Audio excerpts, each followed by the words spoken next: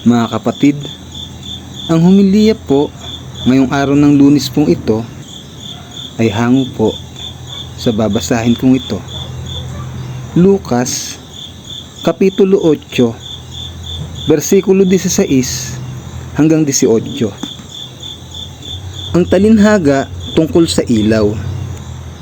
Walang taong nagsisindi ng ilaw at pagkatapos ay tinatakloban ng banga o kaya'y itinatago sa ilalim ng higaan. Sa halip, inilalagay iyon sa talagang patungan upang matanglawan ang mga pumapasok sa bahay. Walang natatago na di malalantad at walang lihim na di mabubunyag. Kaya't pagbutihin ninyo ang inyong pakikinig, sapagkat ang mayroon ay bibigyan pa, ngunit ang wala ay aalisan, pati na ang inaakala niyang nasa kanya. Ang mabuting balita ng Panginoon. Pinupuri ka namin, Panginoong Hesukristo.